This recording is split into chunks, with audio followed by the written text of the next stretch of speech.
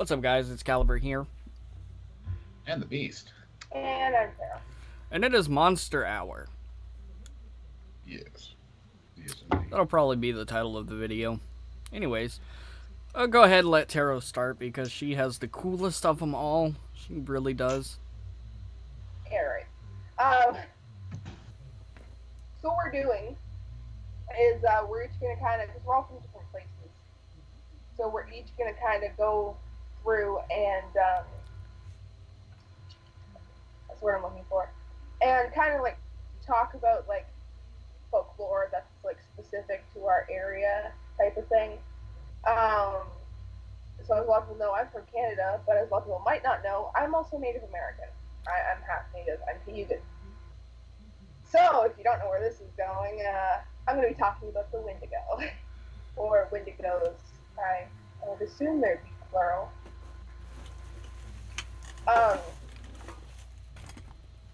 I wasn't told a lot about Wendigos when I was a kid. I was told enough about them to freak me out. I was also instructed on how to kill them when I was 3. I love my family. They're great at parties. Oh, I'm sure they are. Yeah, telling children how to kill Wendigos. I'm sure they're great. So I'm going to be reading off this thing because I don't really want to. I'm going to explain like what I knew as a kid, and then I'm going to go off this. So, a Wendigo is an evil human-like demon who, believed by the Algonquin tribes of the Great Lakes region of Canada, can turn humans into cannibals by possessing them. What I was told as a kid is that, there was someone who I believe was Algonquin. I believe that's why it started there. That, ended up like really desperate and ended up killing and eating one of their own, as in another human. And because they did that, they angered. This is what my great grandmother told me on my dad's side. So if this is wrong, blame her. Ended up like. So they angered Mother Earth and apparently the creator and stuff like that, and so they turned them into this horrific beast that pretty much wouldn't do anything else besides for kill and eat humans. So that, like, the thing that they did out of desperation, they got cursed to do forever. I'm not sure if Wendigos are immortal, but I know you can kill them, so I don't know if it's like they don't age. This says that it was thought that a human caused to kill a Wendigo despite participating in cannibalism. And as such, it was considered preferable by the native people to kill yourself rather than to resort to cannibalism if it should necessarily arise. Wendigos are easy to spot. They're extremely tall, emaciated, with yellow, rotting skin and sunken eyes. They hang out in freezing forests, looking for people who might be starving enough to eat another person. The Wendigo is also a symbol of greed, legend, extremely terrifying stuff. Yeah, then it just goes into like a legend of things.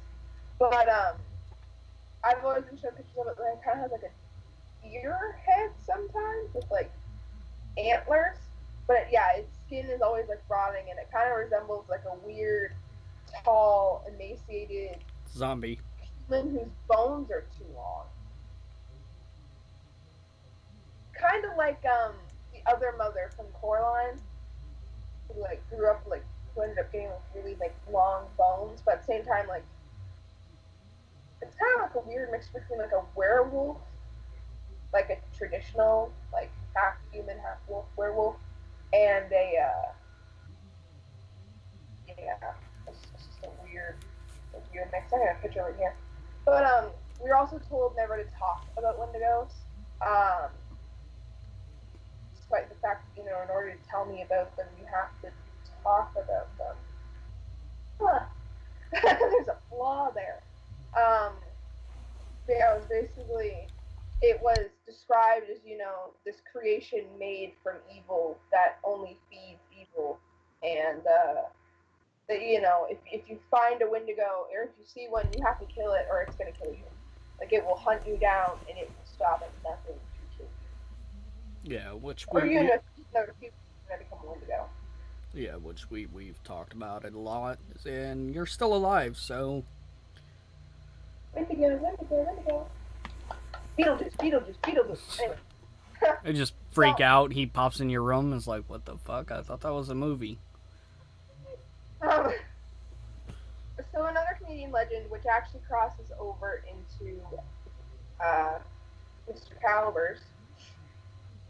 I'm probably gonna pronounce this wrong, but because my French is terrible. We have a Lugaroo.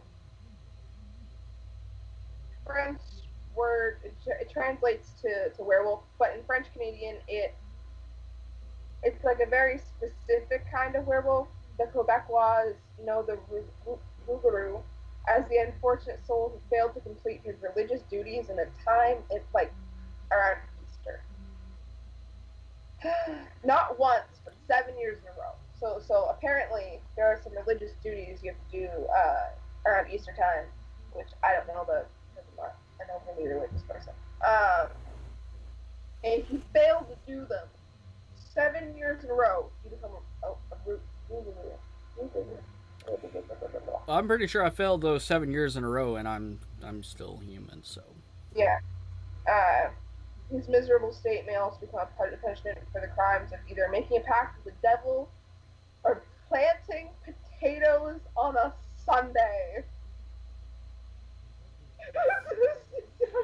For shame. For shame. It says, despite the name, the Lugaroo doesn't have to be a wolf. It can take the form of pig, cat, calf, an ox, or another animal. Oh, that's very pleasing. It's a shapeshifter. Yeah. At least apparently the Canadian version is a shapeshifter.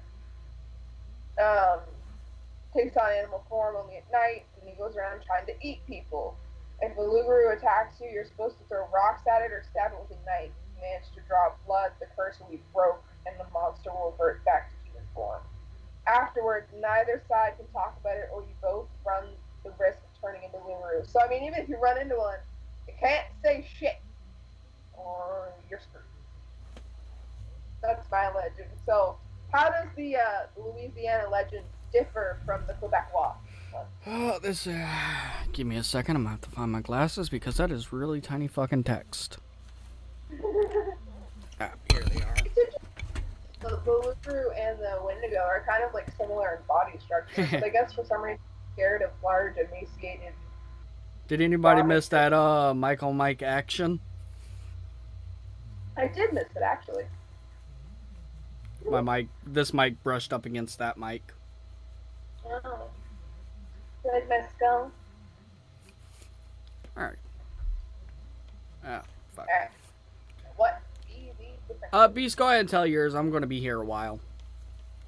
Alright, well, he does that here. Yes, well, I was going to bring up, since I'm from Ohio, and there was one that was in West Virginia, mostly known for Point Pleasant, but it also was on the Ohio border for Gallipolis, which is the Mothman. And, I like the Mothman. right. A lot of people don't know what he's really there for. Is he an agent of evil himself? Is he just a beacon of danger to come? I don't know. But, the first sightings were around the 1950s originally, and then obviously during the bridge incident. But he's been even cited even across the other big events, like people seen him and has pictures of him flying over the World Trade Center days before it actually 9/11 happened. So I kind of see him as a kind of an omen bringer, maybe, like, hey, this is something bad gonna happen here, I'm gonna fly over here. Like, instead of like moths are usually drawn to light, maybe he's just drawn to like disasters. Disasters, like a disaster beacon, basically. It's kind of yeah. What happened to the bridge after he showed up? Didn't it collapse? Yes. Yeah, a couple days later it collapsed. So either he's attracted to disasters or he brings disasters. Right, and nobody can really kind of vouch what he does. Now, if you go to, which I have done, because my aunt lives in Gallipolis, and my buddy that I grew up with, he lives, all his family are from West Virginia side. So we've actually went there on a couple of occasions, and the locals will not talk hide or hair of it like the older generation. A lot of them will just say, like, if you do get them to talk, they've seen it, but they act like it's not a big deal. It's like, yeah, maybe, his eyes watching me every now and then, whatever. So I don't think I don't think a lot of the locals, they don't believe it to be malicious, I guess, in any way. So I don't know. It's kind of weird. Um, did you have? Am I like mixing myths, or was there like some kind of weird fog associated with the Mothman? Well, I mean, like, to bring him. I mean, there was a movie adaptation. I think that had fog in there, and I think there was mention of fog. The original, one of the origin stories or tales that they would kind of tell that kind of brought him into being is this is more so for if he was more disastrous. I guess if the disaster would be the one. Um, it was done by the tribes of the area that wasn't too happy about the pushback for the Ohio Territory area, and I think his name was Pontiac, and he made a deal with like the um, the creator, I guess, and he got changed into the Mothman, or brought forth the Mothman. I don't know if he became. I'm not really too sure about the lore, but it's either he became Mothman, and some stories say that he brought forth the Mothman. That was kind of like their agent to kind of go forth and do their bidding to kind of get them out of the territory, I guess. So. All right, so basically what this is saying is pretty much later in the 16th century version, people viewed the phenomenon of the Rougarou as a genetic disorder rather than something you could catch from someone else or be cursed into by a witch. According to this genetic version, a person's life would be normal until whatever happened to trigger the condition turned on. The person's body then enlarged, and they developed a craving for raw meat. In order to complete the final transformation, the person slash Rougarou had to take a bite of human flesh. Anything lining up, babe? No, that's pretty different, honestly. Okay, but listen to this. As the French set sail and settled in Quebec, how do you pronounce it? It's Quebec. Quebec. There we go. Yeah. In Canada, and later Louisiana and the American South, the story came with them and mutated. That's really fucking promising. She's not even paying attention. No, I think something's going on. Anyways, or she may be paying attention, I don't know. But, anyways, the story came with them and mutated. In modern times, throughout Cajun, Louisiana, the beast has developed several consistent characteristics. It is described standing between 7 and 8 feet tall, has horrible sharp teeth, and glowing red eyes. It becomes an animal form on the night of the full moon. It could be anyone, neighbor, librarian, dentist. With all the storms and flooding in recent years, it's thought the beast made its way into the city of New Orleans because some city residents claim they have heard terrifying growls at night, cited on the TV show Destination Fear. Well, they sound pretty different. Yeah, they sound like. Yeah, well, I mean, he's still the only thing that falls in line with each other is the fact that he does change to an animal form on the full moon. Yeah. I think that's a similarity, and I think that it's I just think most likely, again, I don't know, I'm spitballing here. Your legend probably came first, and then the Quebec were like, well, this thing looks like a werewolf. What kind of like werewolf weird shape-shifting legends are there? And they came up with the Rougarou. So they called it the same thing, maybe thinking it was the same creature. Yeah. But depending on who you talk to, some will say, "Oh, it's a shape-shifting creature," and others say it's a werewolf-like being, werewolf-like man. So the legend changes depending on who you talk to, and that's the beauty. It's gonna be like with anything, because like different families depict different legends differently. Like what my great grandmother told me was different than what I found, as like the baseline for Wendigo Online. And I feel like if you talk to like older families, like I feel like if you were to go to like talk to like an older Louisiana like family that you know like believes in that stuff, they could probably give you like a completely different depiction as well. And no, this video is not sponsored by Coke. But Yeah. you know, that's the I like I don't really dabble in it too much, but I do like folklore because it can change. Things can be added or taken away from it. And it changes depending on who you talk to. Yeah. So, but do we have anything else? I was supposed to say also really funny. There is a Canadian legend of a blonde Sasquatch whose name is Old Yellow. Oh, what the hell is it? Sorry, it's loading. It's it kind of sounds like Donald Trump to me. His name is Old Yellow Top, and he's just a blonde Sasquatch that hangs out in that area. Also, I don't blame you guys if you have to actually slow down the video to understand what I was saying, like at the first part of what I was reading, because I don't know if you guys could tell, was I reading pretty fast? Yeah, but I can understand you.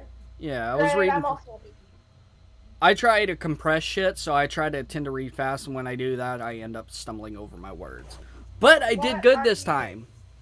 Yeah, but I mean, what I'm interested in is, you know, whoever sees this video, if you have a specific to your area folklore, like you don't have to tell us like in detail, but tell us what it is so we can like look it up. Because like honestly, this craft's super interesting, and I mean, it's Halloween month. Hello. Seriously, though, even if you don't like us, just go ahead and tell us about your, I don't care. At this point, I don't care if we don't like you, you don't like us. We still want to hear about your fucking legends. Kinda. Because I'm curious to see what other states have. Right? Anyway. Anyways, guys, if you enjoyed the video, leave a like down below. Don't forget to comment and subscribe. Don't forget to subscribe to S13_the Beast. And don't forget to subscribe to TerrorStorm. Anyways, guys, this is Storm Family signing out.